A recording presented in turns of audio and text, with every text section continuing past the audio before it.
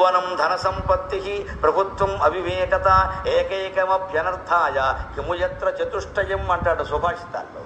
మనిషి చెడిపోవడానికి 4 ఉన్నాయి. 4 ఏ ఒక్కటి ఉన్నా చాలుట, 4 అక్కర్లేదుట. యౌవనం, మనిషి చెడిపోవడానికి యౌవనం చాలన్నాడు. పొగరెక్కిపోతూ ఉంటాడు పైలా పచ్చీసు. ధన సంపత్తికి డబ్బు చాలు ఒక్కటే అన్నాడు. ప్రభుత్వం, ఇంట్లో అధికారం, బయట అధికారం, 4 ఫ్రెండ్స్ కూడా ఉండడం, జై జై అంటూ ఉండడం, ఇంకేం అక్కర్లా, అది కూడా చాలు. ఆ పైన అవివేకం ఉంటే ఇక చెప్పక్కర్లేదు అన్నాడు. ఈ 4 ఏ ఒక్కటి ఉన్నా చాలు చెడిపోవడానికి. 4 ఉంటే చెప్పేది ఏముంది అన్నారు. చాలామంది ధనవంతుల పిల్లలకి 4 ఉన్నాయి, అందుకని బాగుపడడం చాలా కష్టం. డబ్బు ఉంది, తండ్రి ఇచ్చాడు, అధికారం కూడా ఇచ్చాడు, ఈయన ఏం చెప్పడానికి వెళ్ళేది వాడు వినడు.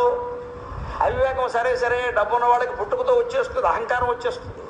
యవ్వనం సరే సరే వచ్చేసింది, ఏదికి వచ్చింది, దున్నపోతకు వచ్చింది, మనకు రాదేమిటి? యవ్వనం రావడానికి విశేషం ఏముందండి? వస్తుంది.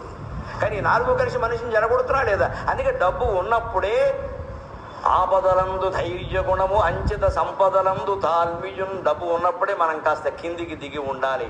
4 మీరకూడదు, కాలు మీద కాలు వెయ్యకూడదు. పెద్దవాళ్ళందరినీ పూర్వం ఊళ్ళో ఎలా గౌరవించామో అలాగే గౌరవించాలి. నీకేమిట్రా పెద్ద కోటీశ్వరుడు అంటే, ఏదో తల్లిదండ్రులు దయండి, మీ ఆశీర్వచనం అండి, నేను బాగుపడాలని అనండి, అంతే, డబ్బు సమస్య వద్దండి అనే చెప్పాలి.